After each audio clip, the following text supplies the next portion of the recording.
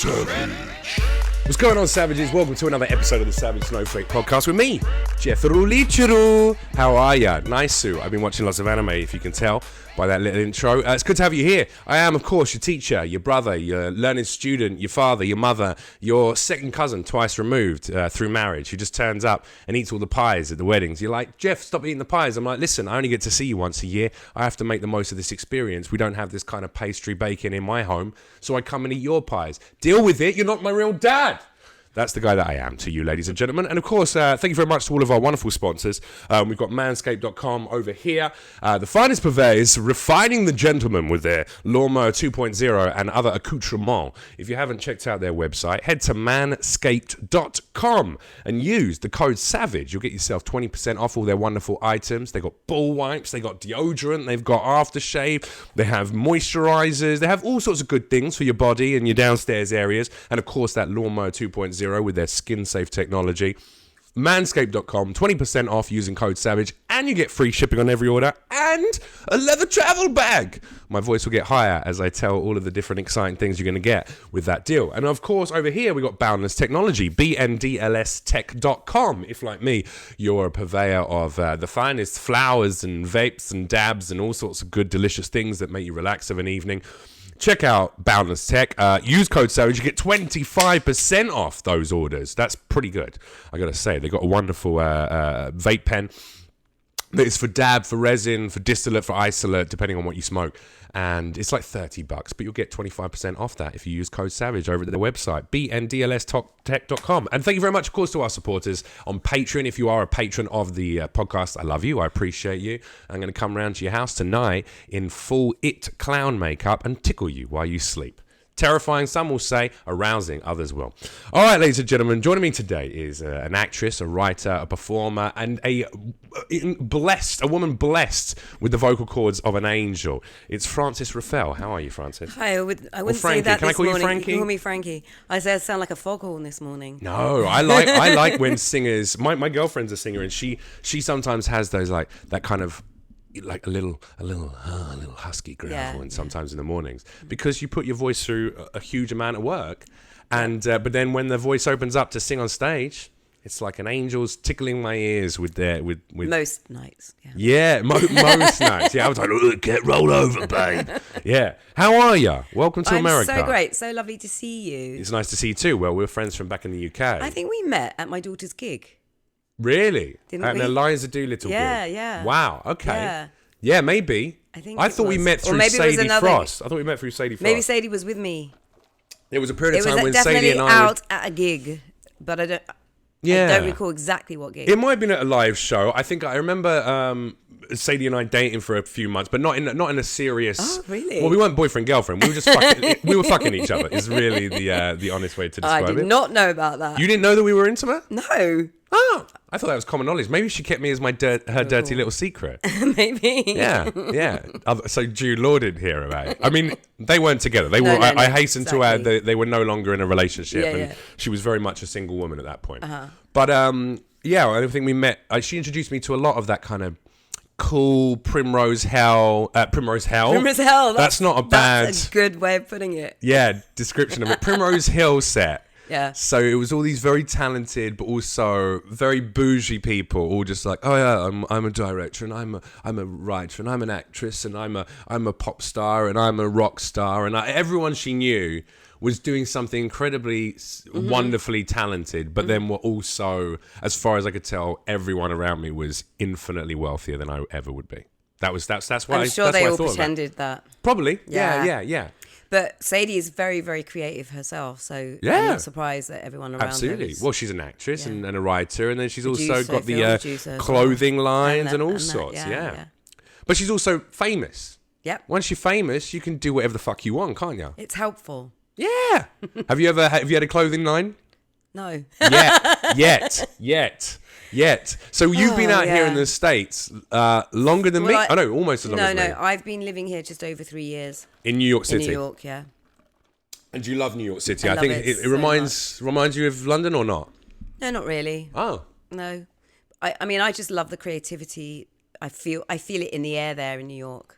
There's also a bit of for Now we should add that you have like a very glorious career within predominantly. This is what you would be predominantly known for, is your musical theatre performances. Yes, yeah. So for the people that haven't ever seen you before, or fans of the podcast, give us a little rundown of like. Should I do a little showing off? Yeah, a little showing off. Okay. Why not? Do some name drops. And I'll sit and go, oh, I'm gonna play it. So you ready? Okay. So mainly what I'm known for is portraying the original Eponine in Les Misérables. What? See, I told you I'd give you a little. I won a Tony Award. A Tony Award? And I was just at the age of 21. Stop it. So, and that was in New York, obviously. Oh my God, were you even sexier than you are now? 21 years old. You're very sweet. You look like your daughter. Or she looks like you. She looks like you.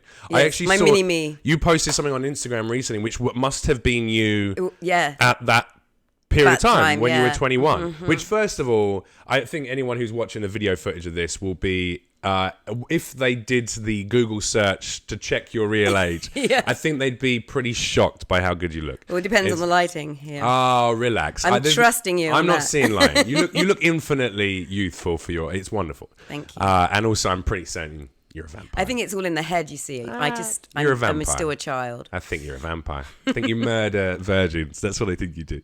But you're incredibly young, beautiful, starlet of stage who's like winning all these awards, and then you continue doing musical theatre for a few years. Yeah, musical theatre here and there, and 3 children. I was Pop them actually out. pregnant on the stage on Broadway in Les Misérables when I was 21 with Really? my daughter. Yeah. Who's was this the first major love of your life, the father of your kiddies? Yeah, I guess so. Really, well, not really. Are you still? I don't know. I don't even know your. I have a long history of lovers and relationships. Oh, really? I'm afraid. Yeah. Why are you afraid of Makes that? good That's stories, great. though. Yeah, I was a prolific whore. At least you had kids with these people. You loved them. You cared about them enough to start a family. Yeah. I just hoard it up for many years. Well, Eliza calls herself on Instagram Eliza Love Child, and it's because she is my love child. There you go. They all are. But also, your children are very talented as well. So obviously, we keep mentioning Eliza. She's a singer-songwriter. Mm-hmm. Lad, we're talking about Felix. Who I met when I was a younger man too, who was DJ and a producer and club like events. That's right, and but stuff. now he has a 3D printing company. Okay, there you go. Nice. She's really, really, growing and great. Yeah, I mean it's an exciting industry to be in. Yeah. Plus, you can like print really weird shit. I know. Have you asked him to print anything for you? No, not yet. But I've got a few little inventions that I print can't share on this. Another Tony Award. Yeah, I need it actually. It's broken in 3 pieces. There you go. Just get a Tony Award done. Great idea. And then you got another son as well. I have a lovely other son who's my middle child, Nat, and he's a website designer. Okay, so he's still artistic, still creative. Websites. There you go. I might need him. For my company. Okay, and so you did musical theatre as a very young lady, winning all these awards, having this kind of major success, Broadway, Les Mis. I mean, I'm pretty certain everyone's heard of Les Mis. Yeah. And if you haven't, it's probably one of the most, if not the most successful musical theatre shows of all time. Yeah, that, and also the albums, like the Broadway album. I was on the British album and the Broadway album. The Broadway album won a Grammy, and it's sold so many albums, still sells, and it's probably one of the most sold album in the world. How did you not end up becoming an abhorrent piece of shit? Because if I was 21 and I enjoying all that success, were you gregarious 21-year-old? Were you a bit of a rock and roller? Not at all. No. Totally the other way around. Really? Mm-hmm. I became that person a bit later. Why do you think you didn't when you were 21? Because 21 afforded this kind of success, and I imagine some money as a kickback from the success. And how did you not? I worked really hard, and I was doing 8 shows a week from age of 17, really. So you didn't have time to go out and no, not at all. Be a brat because you were too busy working. I didn't really know how to be back then. Yeah. And yeah, I'm sure I was a bit bratty. Backstage occasionally, because when you're young, you don't realise. I remember Cameron McIntosh, who's the producer of Les Mis, banging on my dressing room door, and I wouldn't let him in. So I'm pretty sure I was for the green M&Ms, Cameron. Yeah. I was a bit of a, I'm sure I probably caused myself a little bad name back then. Yeah. But I didn't do anything really bad, and I worked really hard. Yeah. I think you've got to make a fuck up when you're younger. You have to, like, if you get success at a young age, it makes sense that you would fuck it up a little bit. Yeah. You either reach the level of heights of success of someone like Justin Bieber. So from such a young age, you're surrounded by That's debatable. Well, but I'm talking about his success, not talent. Yeah. Justin Bieber had ridiculous success at the age of from 11 to 13 onwards. And obviously had handlers and family and people managing a lot of his career for him. But he became a bit of a penis because he was a multi-millionaire, most famous person in the world by about 13 years of age. Yeah. And then it makes sense he grew up and became a bit of a dick. It was a really unusual life, isn't it? But then he had a few fuck-ups, acted out a bit, and then has seemed to become grown into a bit more of an intelligent young man now. I think he's kind of grown up. And I did the same thing when I had success in TV in the UK. I was like doing loads of coke and kind of acting ridiculously gregarious. Even when you knew me, I was still in that phase a bit. Yeah. Of being like half of the people who would meet me would like me and half would think I was an utter bellend. And so, but that's good. That's good training for anyone, isn't it? If you have success and you kind of act out a bit and then you have a chance to have a second round of it. Yeah, if you get the chance. There you go. Yeah. So, I mean, I think that I wasn't ready for success back then, creatively, actually. Yeah. I think I was just quite raw, and in fact, that's what worked in that role in as Eponine. She was a street urchin. They wanted it based on a sort of Piaf character, Edith Piaf, street singer. No, yeah. Yeah. And so, in a way, I got lucky, and I seriously wasn't ready to be a star. And I feel like now I've lived a life, and quite a life. I've got more stories to share, and I feel like now is the time. I'm in my 50s. Stop it. Are you really in your 50s? Oh, yes. I'm not just blowing smoke up your. No, I've always been very I'm very forthcoming. I pay people compliments when I think they deserve them. I think it's nice to do. I don't do it in an insincere manner. Yeah. But I am surprised that you're in your 50s. I thought you were late 40s. So that's, thank you. Yeah. So well done. Yeah. So I just feel well done. But I feel like also right now, I feel it's time for middle-aged women to get out there again. I feel like it's the right time for. I feel like it's my right time to be doing what I'm doing now. And that's irrespective of whether you're 20, middle-aged, or 90. I think it's your time when it's your time. Yeah. I'm very much with you in the fact that the first round of success that I had in the UK, it wasn't the right time for me. Yeah. I hadn't grown up yet. Yeah. I hadn't grown into a man. I didn't know what I really wanted to do. I hadn't found the ways of doing it. And that's not why I fucked out. I fucked out because, I like drinking and taking drugs too much. But that was born out of, childish behavior and insecurities, etc. And once you shake those off, suddenly you're in a better place to just create and focus all your energy on the creation of great art, hopefully, for people to enjoy, for your audience to enjoy. Yeah. Helps that you've also got a fan base, though, because you're in one of the most famous musicals of all time and won a pretty prestigious award. It does help. That helps, right? It's still tough, though, reaching everyone. We have to do the social media thing, and, quite honestly, I really don't like doing it. Me neither. But also, you know what? I had a chat with Lawrence Fishburne recently, and we had a conversation about social media, and you don't need to do it.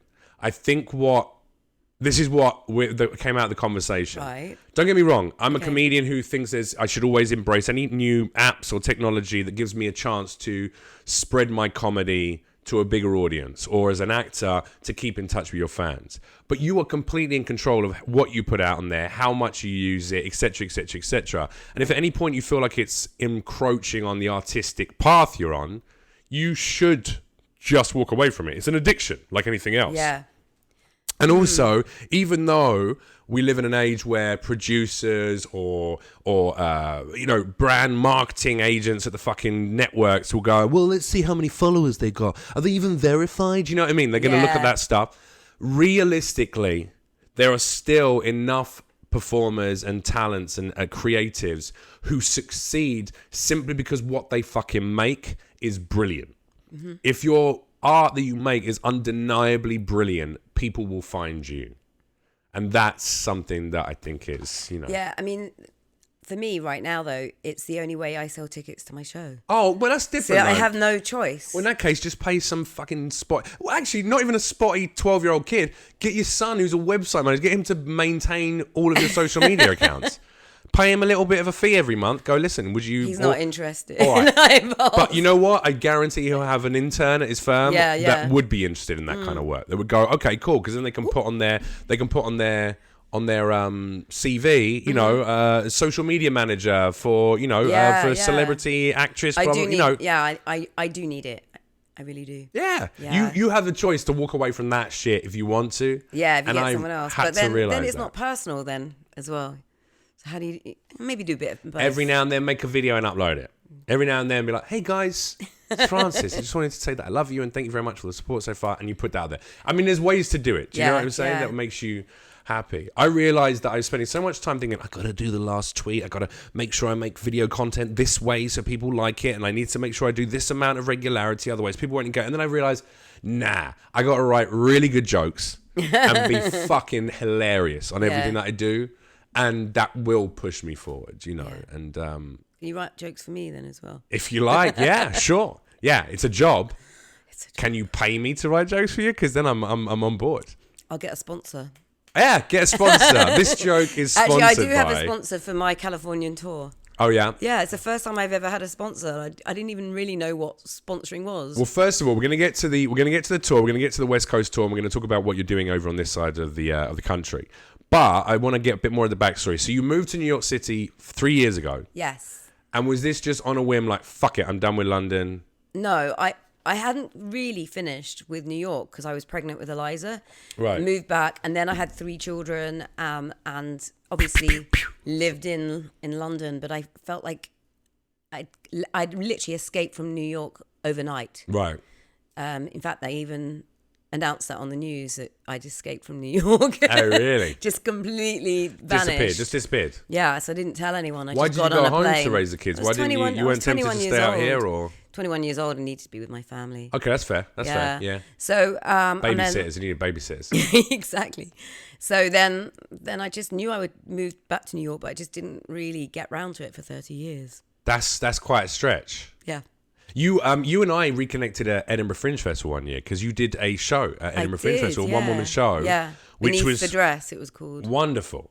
Like, I mean, apart, like, musically, it was wonderful. Performance was wonderful, but it was also, and I think this maybe is similar with the show that you're doing now. Mm-hmm. It was, it felt very much like a personal story of your life. You say you need me to write jokes, but you were very funny in between the songs. You had nice engagement with the audience. You were taking us on this story of who you are and the songs that have spoken to you and that you've got to perform. Yeah, there was a little bit of me in it. I think people thought it was me, but it was basically based on a stripper who wanted to go to Hollywood. Oh, really? So, and her life. Oh, I thought it was a personal... There's always a bit of personal. Yeah. You know, absolutely. You've always wanted to be a stripper. Maybe. What would be your Maybe stripper I was name? one in another life. I don't know. What is stripper? Ruffles! Ladies and gentlemen, please welcome to the stage. Yeah, Frankie Ruff. I don't know if that would... That sounds like that is actually my nickname. Bad too. Oh, really? Yeah. Frankie Ruff. Yeah. Oh, isn't that one of your Instagram names? Isn't that your Instagram name or something? Or no.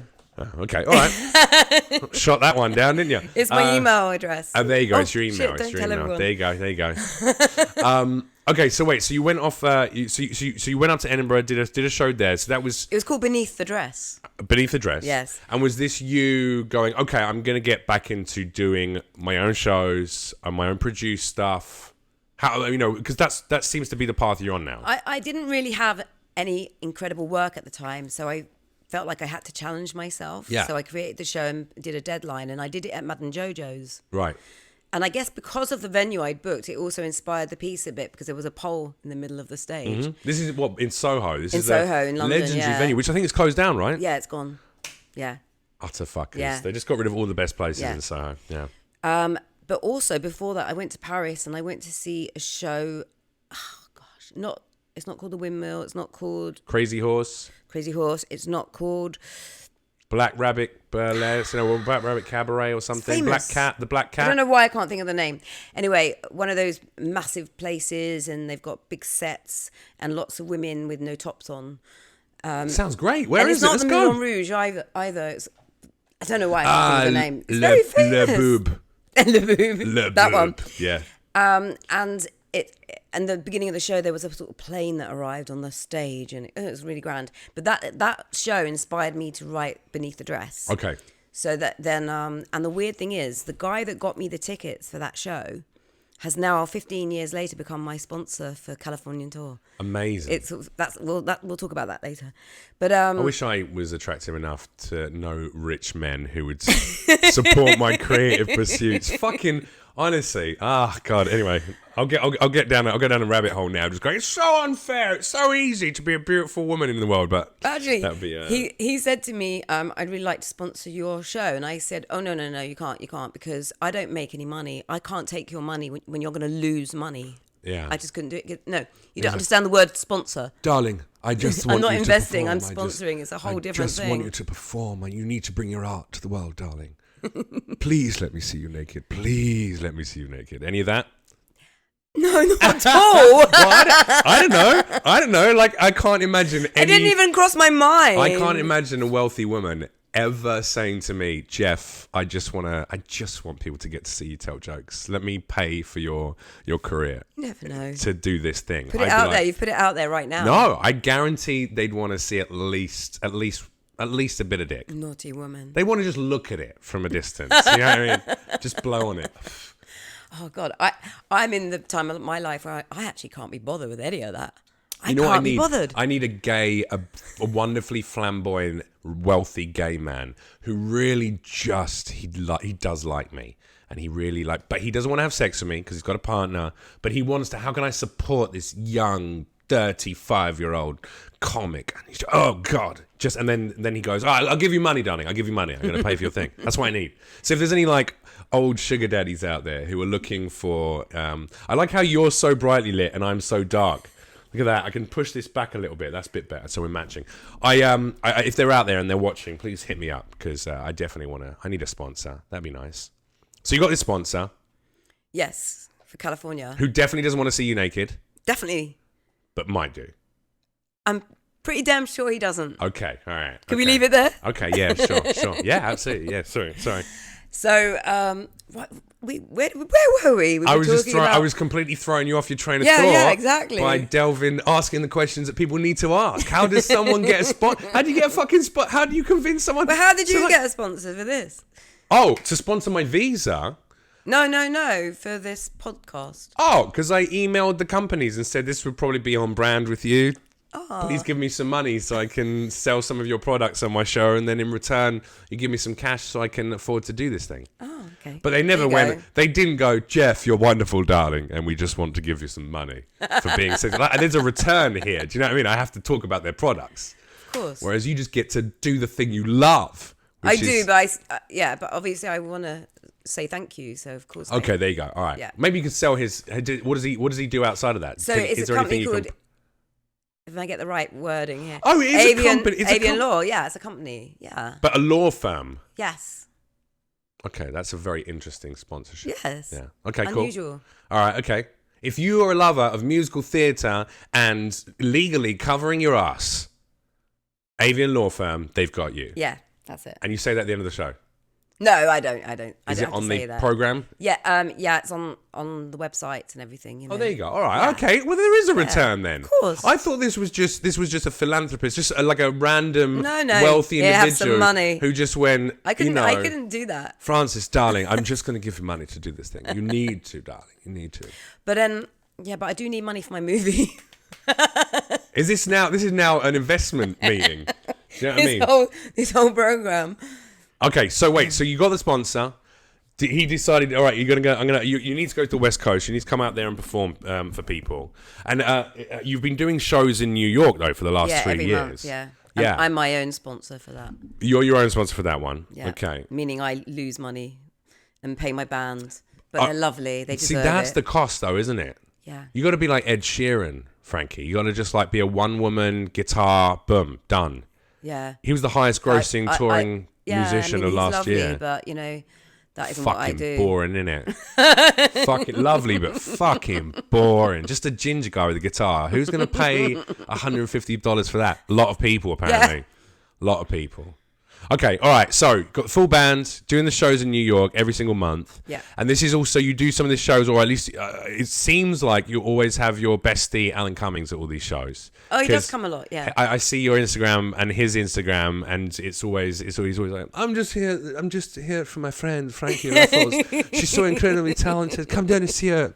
That's nice. That's a nice celebrity endorsement to have, isn't it? It's lovely, yeah. And we've just written a play together as well, so. Nice. Tell us about the play. What's that about? Well, can you reveal anything or not without making it sound really boring? I was thinking about that. How do I describe this play? Well, I mean, just describe it better.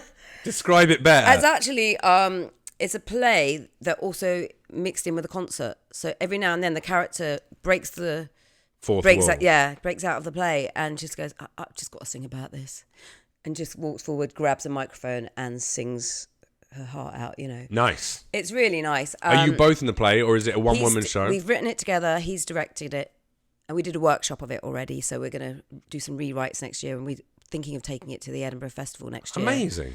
So it's just me, a 10-year-old girl, and a 15-year-old boy who will probably be played by someone a little older than 15. Yeah. Yeah, you want him to be at least like 18, 19, am I right? At least. I'm not going there. And then you're going to be in the dressing room and be like, hey, listen, I want to sponsor you, okay? I don't know if you know what that entails, but it's going to be pretty... Honestly, Jeff, I am so not interested in young men. Really? No, not at all. Never into younger guys. Were you into older guys? No. When you were 21, who was the father of your children? Is this an older gentleman? Actually, he was older, 17 years older. Oh, there you go. So you like the old boys. No, and then I did go out with someone who was 15 years younger than me for 6 years. But when was that? I didn't want to go out with him because he was so young. He asked me out for 3 years, basically, and eventually I said, okay. So... That's quite fun, though. I think it's quite fun to fuck someone younger than you. That's enjoyable. Why not? That's enjoyable. Why? What's wrong with that? I've forgotten what that feels like. What, to have sex with younger people? To have sex? I had sex with... Oh, stop it. I had sex with... Although it depends how young. Because I remember when I first got to LA... Yeah. Or actually before I'd moved out here. Maybe this must have been when I was about 28, 29 maybe. And I hooked up with a girl who was 19 when I was 29. And it was awful. It was awful. Yeah. It was just awful. She was just like, I just didn't realize until we went out on the date and had conversation that there was nothing there. Yeah, she was stunning and she was quite she just hadn't lived. Like, you need someone to have fucking been through. I need someone to have that tired, miserable, cynical damage in their eyes that suggests they've at least hit 25. Do you know what I mean? Like, all right, you've been through a little bit of shit and now I can relate. Anyway, but still good fun though, isn't it? That's very empowering. I think it makes you feel good if you got a young guy that fancies you, and I do keep having that happen, but I'm just not interested. Yeah, okay. So it's the old boys. I'm just not interested. No, I don't really want big. This is the dating segment of the show where we try. Bellies either. Don't want pop bellies. Well, you can be older and handsome. What about Brad Pitt? He's handsome and older. Jason Momoa, he's got to be like 40 and he looks great, doesn't he? Yeah. Yeah, there you go. That's what you want. You want one. I want one of them then. You want a 40-year-old or 50-year-old Hollywood actor. There you go. So it's not too young. No. I don't want to go out with an actor. No, they're mental, aren't they? I'm really, honestly, so happy being alone right now that it's ridiculous. I can't imagine having a relationship. Did you just come out of a relationship? I did, not long ago. Oh, well, that's the reason why. Okay, yeah. Okay. 4 months ago. Oh, yeah. In that case, you need a couple of years just in your own thing, having some fun. Well, maybe, but I'm just not really planning on meeting anyone at all, ever. Stop it. What happens is grass is always greener. So when you come out of a relationship, you've got to have those couple of years just to rediscover a sense of self, feel good. But then after a couple of years, companionship is nice. Companionship is nice, but I don't know if I really want to live with anyone again. I don't want to do their washing up or their washing. I don't want to do anything for anyone else but myself. Well, first of all, you shouldn't be doing any of that shit for other people anyway. Yeah, exactly. If you can't do your own for washing. so long. Yeah. I don't know. I'm scared of going into a relationship. All right, then we go back to plan A. So now we need to get you another 19-year-old. To mother? You're going to cast a really sexy 21-year-old who looks youthful enough to be able to at least pass off the 15-year-old boy in the show. but he's really 21. But he needs to be worldly wise. You need a damaged 21-year-old. Yeah, so he's got the confidence to at least have a decent... My kids would be really pleased, wouldn't they, if mother went out with someone younger than them? Yes. Yes. But what are they going to do about it? They can't do it. They're not the boss of you. My boys, when they were younger, they had a competition with each other to see who could go out with the eldest woman. Really? Wow. The younger one won. Who won? The younger one did, yeah? How old was his partner? I don't know. I dated when I was 17. One of my first sexual experiences with the bartender, the woman who managed the bar that I tended at the local rugby club. I was 17, and she was like 45, 46, and I was 17. And I had sex with her, and then I became friends with her son after that. That was awkward. Yeah, that was a bit awkward, wasn't it? So then I was like, I never said it to him, but his auntie once told him at the pub that I'd had sex with her. That was the end of our friendship. Yeah, quite an interesting thing. Anyway, we've gone down a rabbit hole of like... Yeah, where are we? Well, we were talking about... But also there's got to be room for companionship, I think, in any creative's life. You can't get so wrapped up in your own shit that you forget... There has to be things in your life that takes you away from the ego that is associated with being a performer. But I have friends. Lots of them. Okay, so you invest a lot of time and energy into those friends. And also that's living in New York, of course, you've always got somebody saying, "Can I come and stay? Can I come and stay?" Yeah, that's true. That's so true. Very rarely alone. Same so in I LA. really do crave being alone a lot of the time. Yeah, constantly in LA as well. I feel like there's always a new friend here. Yeah. Which is tiring sometimes. Yeah. Nice, but tiring. Just tiring. I get a bit bored of it. Okay, so wait. So we did. We moved to New York. We moved back after 30 years. Yeah. Started doing shows. Now, what are the shows that you've been doing in New York over the last 3 years? So I've got this show that I created called Francis Ruffelle Lives in New York, with a live in New York with a S slashed across, basically. So, and it's all about my crazy relationships and with young men and old men. Yes. And it's not really, but it is sort of about me, because obviously every story is inspired by my life, right? But with theatrical license.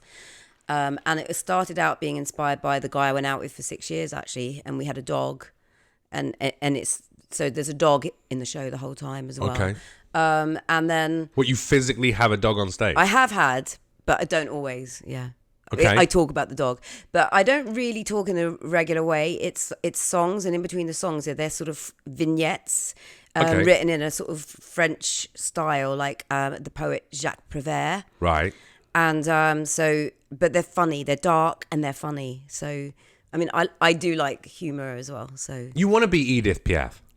It is a bit like because she used to. That's what she used to do on stage, right? She would sing her songs, but then she would in between almost deliver, like Lenny Bruce, like the legendary comedian Lenny Bruce. She'd deliver these stories that would be like snapshots of French life and struggle and blah, blah, blah. I've not actually. Do you know?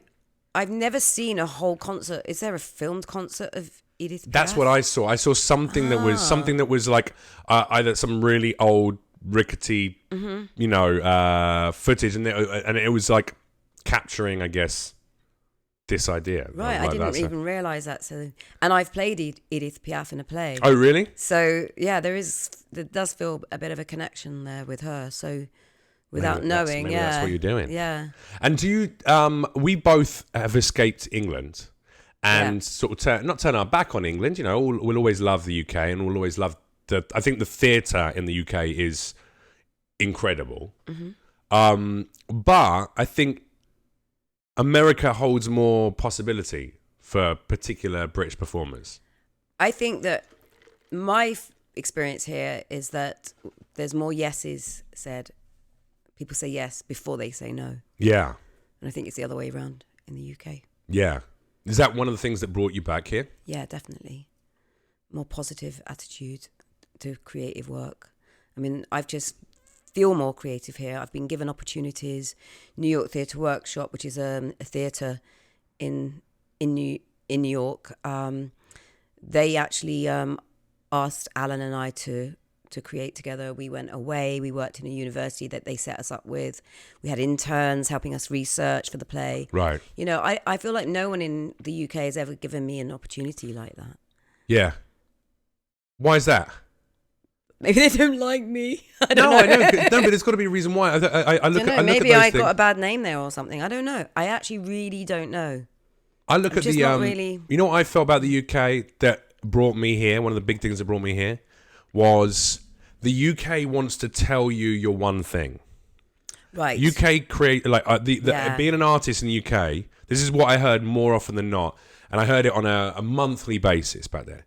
What are you, Jeff? Are you an actor? Are you a serious actor? Or are you a stand-up comedian? Or are you a TV presenter? Yes. Like, what are you? Pick one and do it. And I went, I'm all of these fucking things. Yeah. I'm a Renaissance man, dude. I want to do a stage show that I've written and, whatever, directed and star in. And then I want to go and do a movie. And then I want to host a chat show. And then I want to do a stand-up comedy tour. And I want to do all these things. Yeah, absolutely. And they went, no, you can't do that. That's not allowed in England. Whereas in America, the difference is they go, oh, wonderful. You're an actor and you're talented. Great. Hey, are you funny? Oh, great. Okay. Hey, can you write books? Oh, great. Can you host a show? Oh, great. Could you do, they want you to be a star. Yeah. America wants a star and they want you to be multifaceted. Yeah. Even my girlfriend, she's a singer, but she's an incredible dancer as well. And she looks like a fucking movie star and she has read sides for me, and I'm like, you could be a fucking actress. Like, it's frightening how multifaceted she is. But also, when you're a creative person, you tend to not be creative in one place anyway. It's all over. Like, a lot of actors paint. Do lots of things. Yes, but they'll often treat a lot of those other creative pursuits as hobbies or part of something. Sure. I know that still, the most successful stand-ups that I know in America tend, at least at the beginning of their inception of fame or success or status within their industry, they smoke weed until noon and then they write jokes in the afternoon, then they go out and perform at night, and that's what they repeat every single day until hopefully something catches, and then they can start doing other opportunities, or people go, hey, can you act as well? Whereas I think if you have already done a number of different things, which you have creatively, and I certainly have as well, and I think then you will want to do all those things because they make you feel challenged, excited in very different ways, right? Yeah. Whether you're on stage or you're on screen or you're writing or you're acting or you're... Yeah, it's boring just doing one thing. But also in the UK, I started out I was an actress before I was a singer. Mm-hmm. So I did TV and film work and a play in the West End before I did a musical in the West End. So, but once I was known for musicals, that's all anyone wanted to see me for. There you go, absolutely, yeah. Yeah, because I broke through on that one. So what would be the let's skip ahead. Let's skip ahead 5 years, right? Let's say the touring show has continued to go from strength to strength. You've done, let's say, another Broadway performance. Your show with Alan Cummings. That's now on Cumming. It's now on. No, I do that mistake a lot. I think I'm not the only one who's guilty of doing so. Right? People do that. Yeah, and then you've so what would be the ideal running of a year in the life of Frankie Ruffelle? Like, how would your year work? You're talking about in 5 years' time, or are you talking about now? Yeah. Let's say you've literally reached a place that you've always hoped. This is how I would like my calendar to run over the course of a year. Well, I'm quite lazy. I quite like to work half the year. Wow. Okay. All right. And have the other half just creating and writing. So when I say work, like perform. Sure. Yeah, really, that'd be like, but things don't always work. You want a holiday for half a year. Yeah, exactly. But when I'm on holiday, I don't just. I never really relax properly. That's when I come up with all my ideas. Right. Okay. But all right, let's be honest. I've just written a movie, and if I could have my dreams come true, I'd like to have the movie come out. Yeah. I have actually got a producer in New York who wants to do my show that I do there off Broadway. Okay. So I think that's going to happen next year. So I'm already living my life how I want it in a way. And that's why I wanted you to come to that natural understanding.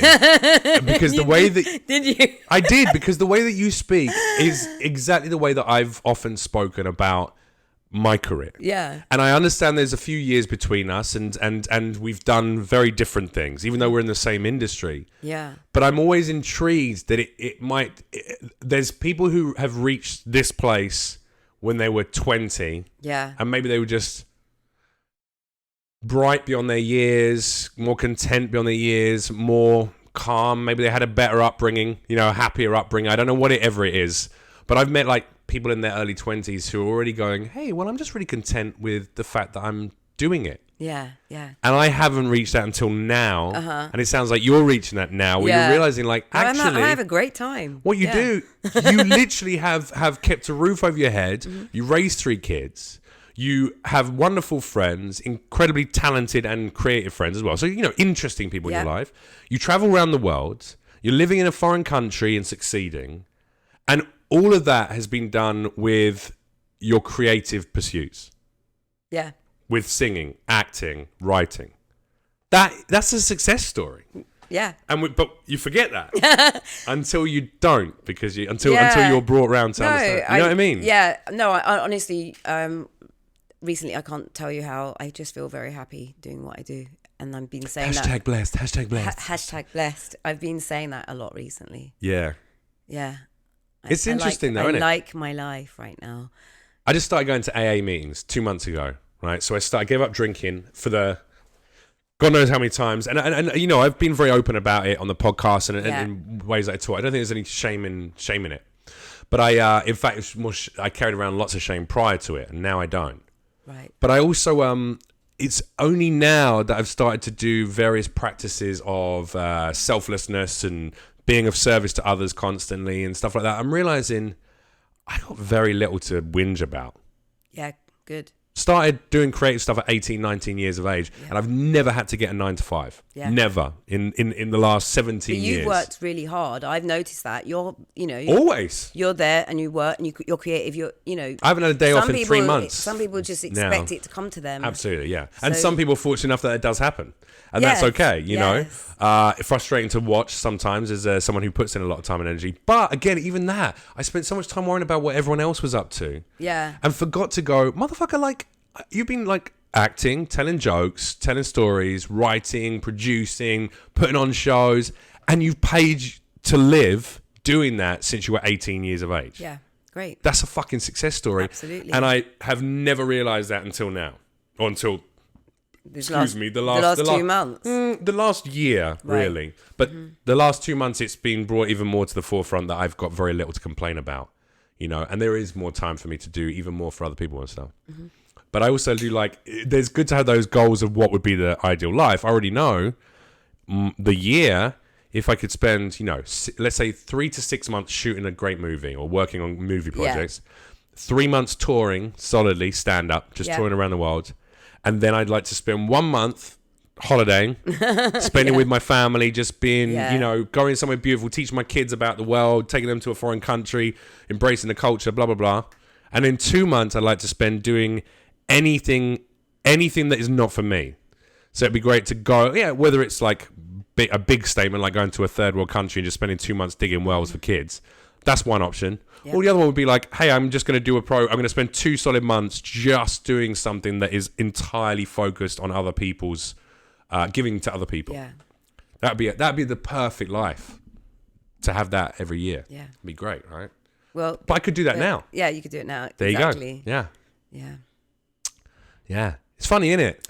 Yeah, I mean, when you said in 5 years' time, but I don't really think about in 5 years' time. Right. Not really. Do you find it easy to be present? I might not even be alive. I hope that's wrong. I kind of live my life a bit like that. Explain that to me then. Well, I don't necessarily feel like when you're in your 50s, you never know what could happen, So, I produced a show in London a few years ago, and it took about 6 years to get on. And I remember thinking in the back of my head, it would be quite ironic if I died just before I got it on because it's taken so long. Yeah. So I just have that in my head a little bit that, you just got to live. You don't know what's going to happen. You don't know. Are you okay?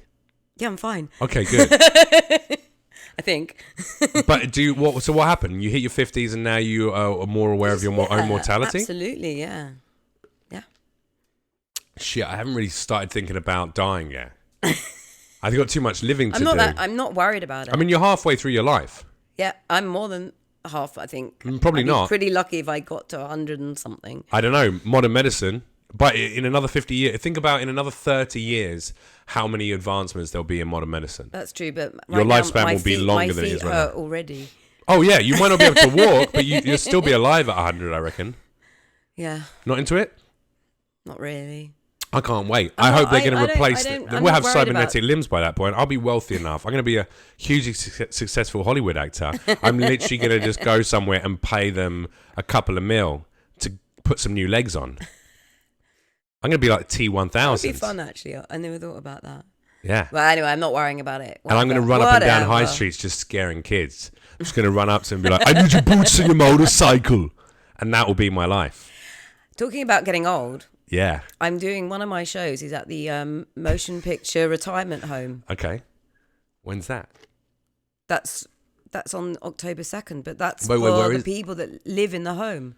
Oh, really? Yeah, I'm taking, basically, my friend Bob, he lives there. Maybe you'll meet your next love there, seeing as you like older men. There you go. Never know, that could be.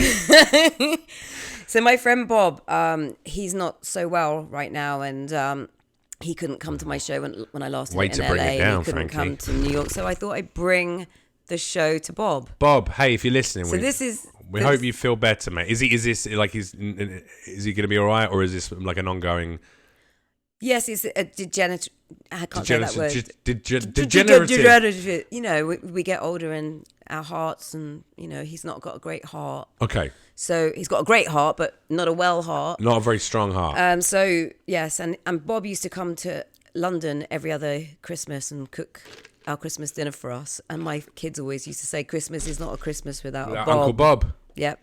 So I'm bringing the show to him, and actually that's because of the sponsor. The sponsor's organised all that. That's amazing. Yeah. All right, that's very cool. Yeah, it's really cool. And then all the people who live there can see the show and their families, and I think the people that donors to because it's a charity based. They can attend as well. Yeah. There you go. So you have a nice big show. Yeah. For Bob and his mates. Yeah. I like that.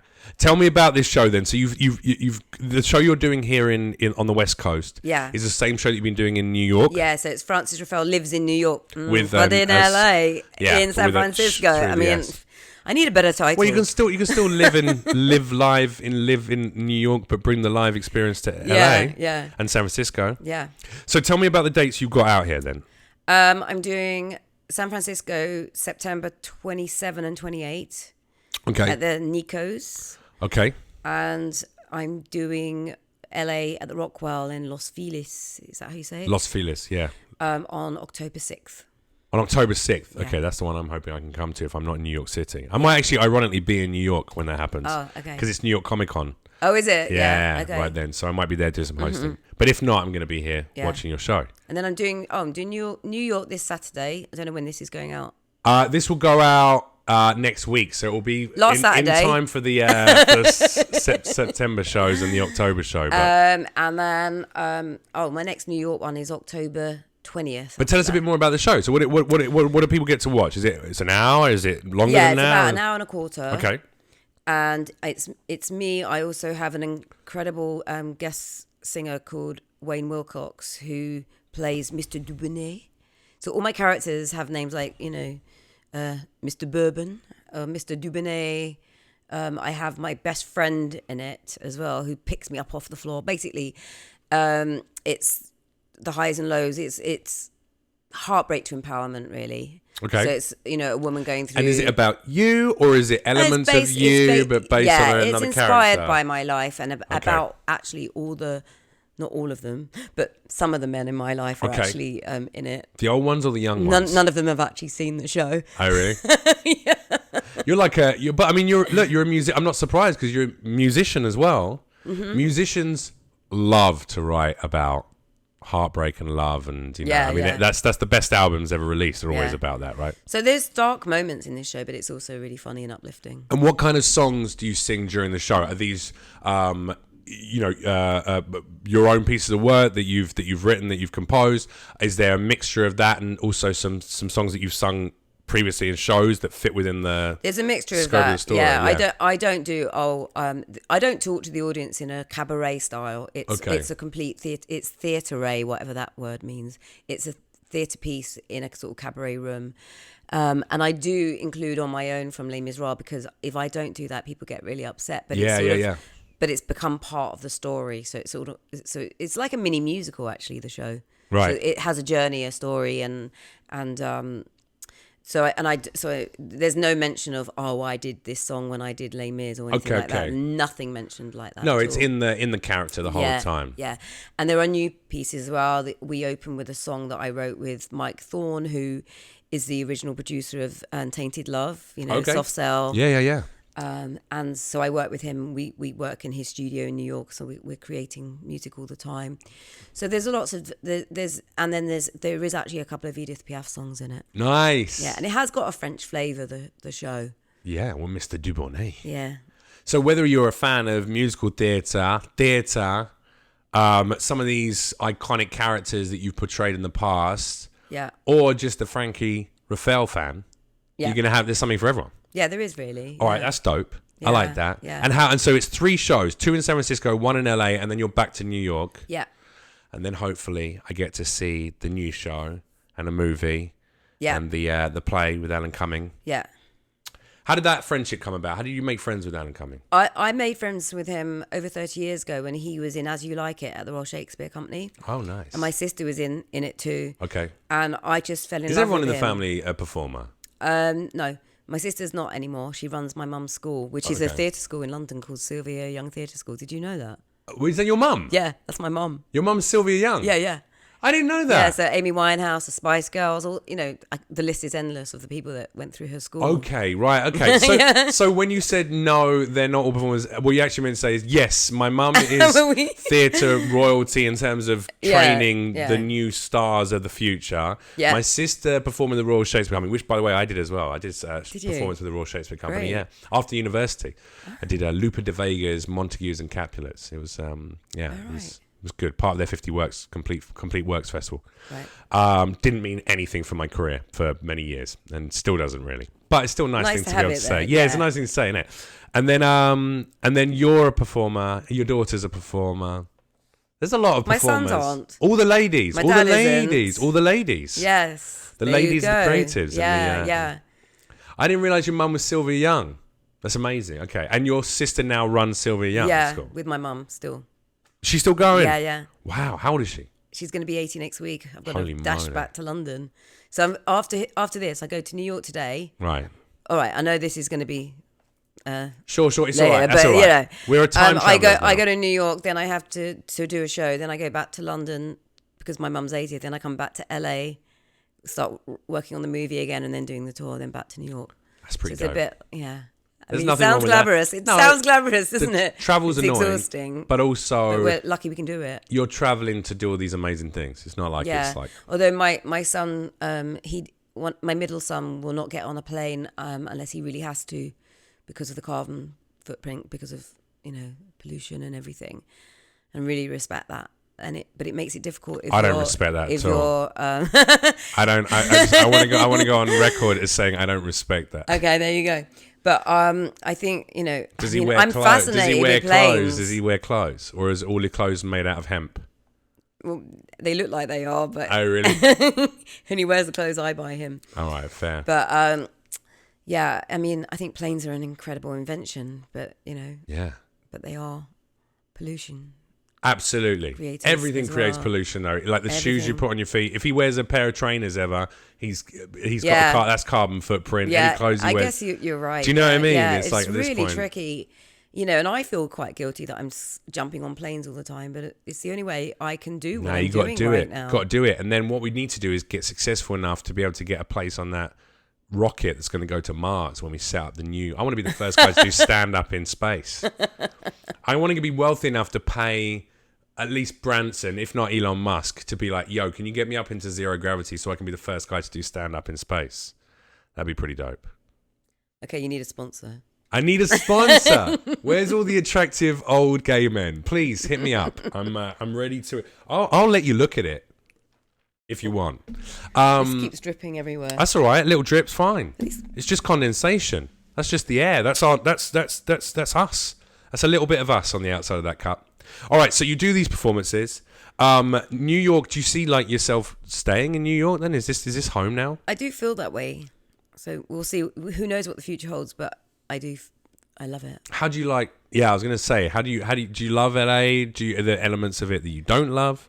Because I found it tiring. Oh yeah. I mean, I just like the fact that in New York I can just walk out of my door and do what I need to do. Are you in the Village? I imagine you're in the Village. Of course, you're in the Village. It's very quiet. It's lovely. Yeah. So it's not this crazy Midtown stuff. I hate going into Midtown. Midtown sucks, but even the Village is fucking nuts every night of the week. You know. Not where I am. No. I'm right over near the river. Okay. It's lovely. So. No, I like that, but whereas LA, I don't like the fact you got to drive so far to go anywhere. I mean, I don't have a car. I mean, that's one thing in my life right now. I don't have a car. Well, your son's going to be happy about that. That's even less carbon footprint. You get one of those little scooters. Get yourself a Lime scooter. What's that? You not seen the little bird and Lime scooters everywhere? Little electric scooters. The ones that we passed this morning. Yeah. They just drop them off in corners and you just scan your thing and then you can ride them around. Yeah, I might try that. Yeah. Although you look well cool on one of them. Fucking cruising along. You'd barely be able to see over the handlebars. Yeah, I could see you doing that. New York City is. I'm surprised that you don't think it's like London, because I think there's a very similar energy between New York and London. No, I mean, obviously people say that. I don't feel it really. No. Mm-mm. Do you miss the UK? No. Okay, why not? I just don't. I love my life in New York. All right, but there's reasons. I miss my children and I miss my friends, but I don't miss the UK. Yeah. Okay, fair. I miss my home in London. I've got a lovely home that's rented out. Yeah. And it's kind of odd being in New York now because I came with nothing. So, and now my studio apartment that I have there is filled with secondhand furniture that I've bought online. Nice. But, and it's lovely, but you know, I have beautiful things and beautiful artwork and everything in London that I don't get to see. I'm not quite sure when I can bring it or what, but I haven't got a space big enough. Sell the movie, make the movie, do the show, have it be a huge hit to the point where you go, okay, now I can bring all my shit over and buy a home here that I'm going to put it all in. Yeah, maybe I will. That's what I'm waiting for. We'll see. I'm probably going to have to get something in the valley, go into the valley, because you can't fucking buy homes anywhere anymore. Unless you're a multi-millionaire many times over, I think it's very impossible to just go, I'm just going to buy a nice home and then put my stuff up. And New York's so expensive, and also you have property tax to pay every month. Ah, the worst. And maintenance if you're living in a building. So shakedown money. Obviously the mob come around and knock on your door. Yeah, shake you down. Yeah. Hey, Frankie Ruffles, what's going on? Yeah, got to pay out for them. Gotta. But you like being in America. This is going to remain home, you think? I think so. Yeah. All right. We'll see. Why don't you tell me, to wrap it up, what you would like to see? Let's do that whole, if you put it out into the universe, it will manifest itself. No, because we were saying just before that we're happy as we are. No, you can still be happy with where you're at right now, but that doesn't mean you can't, you don't, that doesn't mean you have to be devoid of aspirations and goals, achievable goals. So even though maybe you don't want to presume where you'll be in 5 years, I would like to know what you would like to see manifest itself over the next couple of years, because then we'll do another check-in. That'd be great. Right. In 2 years' time, I'd like you to be able to come and do this podcast and be like, got the movie, did the show, great success, doing this, so doing that. These three projects, basically, that I'm doing, if they all happened, I would be like so excited. So the movie that you're in. Yeah. The show that I'm in, that I do now, if that actually does happen off Broadway, like a run, I'd be so excited. That's going to happen. No, that's going to happen in the next 6 months. Okay, thanks for that. No, this is how it has to be. It might. And then the play that I've written with Alan, and now I'm starting to write another play as well. But I'm really just enjoying writing, but I also want to direct. So let's see if that happens in the future. Okay, so those 3 projects. So next time I speak to you, those 3 projects would have happened. Yeah, or not. We'll find out. We'll check in. No, they would have happened. Okay. Get positive, eh? Yeah, a little bit. Why not? Come on, you're in LA. You're in LA for a week. Be positive. Why not? You can do it, buddy. You can do it. I think they might. I actually do think they might all happen. So do I. I also think there's right now is a time. America loves musicals. Yeah. They love musical theatre. They love a triple talent, a triple threat, as it were. And they love seeing. And also, I think you're very right that right now, being a middle-aged woman, it's a wonderful time to be a middle-aged woman in entertainment. I feel like there aren't enough roles and stuff, but I feel like there are. We're creating them. There are more. now. There are more now than there were. No, there's more. Yeah. I did a drive around LA, and I looked at every single billboard in LA, and I understand that's not a fair representation of everything that's being made. Mm-hmm. But I took a list, and I put a list down of all the shows and all the TV shows and all the films that either have protagonists or a majority cast of either women or people of color versus white men, right? Right. And it's 2-to-1 almost the ratio in favor of women and people of color. And I know that doesn't take into account everything that's being made on Netflix and Amazon and Hulu and stuff. I'm sure there's still plenty of stuff starring Chad or Brad, you know. But I think it's a great time. I don't think there's a disparate nature now where, you know, women are struggling to get roles. I think it's a time when it's like, it's a wonderful time to be a talented woman of any age, but especially if you have a story to tell, there's an audience that are very ready to hear that. Yeah. So it's a great time for you. And I'm also, I didn't mention before, but the film, I'm now working on my script with Jolie Fisher, the actress Jolie Fisher, she's done a few things. Yeah, she played Paige in Ellen. And loads of things. Yeah, she's so she's a genius, actually. So we're working together on that, and she's going to direct the film. A legit genius? Oh yeah. Or just she's creatively very brilliant. No, but what does legit genius mean? I don't know. I feel like when I talk about genius, I'm talking like Einstein. Do you know what I mean? Well, I don't really know what to say now. I just love picking on people for using words that, you know, it's like when people go like, oh, God, I'm starving. I go, really? Well, I need to look up the word genius now. A bit hungry. We should look it up and see what it actually means. If you know, genii, I guess, would fall under the blanket of, you know, having ability and thought patterns that far surpass the average, not even the average, the highest IQs. You know, it's like people who are top Maybe tier genius IQ. is having good genes. Genius. Absolutely not. That's absolutely not in any way, shape, or form. Prove it. And this is how we know neither of us are genii. Listen, I think you are an immense talent of the stage and screen, but I'm very excited to see what happens over the next couple of years with you, because you have such a wealth of wonderful work already, a body of wonderful work underneath or in your past. But it sounds like the best work you're about to make is all about to come. I hope so. I think so. I don't hope so. I know so. Fuck it, I know so.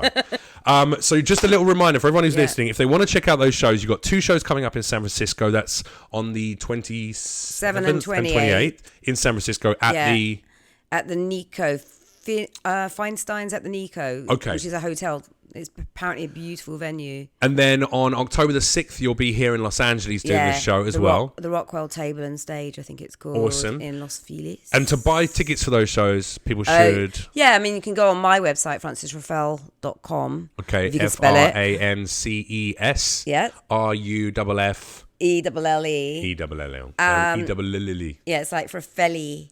And obviously I have links to all those tickets. Yeah. Yeah, or Spotify. Actually, on my Spotify, there's all those. I definitely have listeners who are lovers of performance of all types, and I guarantee there'll be some hardcore musical fans who will already know you, but also some new fans of, you know, who love seeing great performance and great theatre on stage, especially self-written stuff. I like that. That's the best stuff. So make sure you check it out, please. Francis Ruffelle is how it's spelled, but RUFFELLE.com, and you can get tickets to those shows in San Francisco and Los Angeles. Also, you'll be returning back to New York, so I am assuming you'll continue the shows back in New York as well. So the next one, October 20th, and then November 23rd. Fuck yeah. So if you're one of my fans from my New York days, make sure you go and check out Frankie's shows that are going to be running in New York as well. And then outside of that, if people want to keep in contact with you and keep up to date with all your fabulous lives, or see lots of funny videos of you and Alan Cumming hanging around and dancing and being silly together, they should check out Instagram. Yeah, Instagram. There's a Facebook page, and that's Twitter. at they're all Francis Ruffelle. So, Francis Ruffelle. Yeah, there you go. Yeah. Nice. Good branding across the board. Thanks for coming and talking to me. Oh, lovely seeing you. Yeah, it was good catching up. I'm excited. I'm always excited about people's... I feel like this is the big second chapter. Yeah. Yeah, this is your second act. This is how I feel it is as well, yeah. Yeah, it's your second act. That's quite more nice. in control, wiser, older and wiser. I mean, that is true. There you go. And still not interested in young men. So, sorry, guys. Sorry. But if you're older, you're in luck. There you go. All right, guys. I love you. Thanks very much. Join me again next time. And one more time, give it up for Francis Ruffelle. Thanks, guys.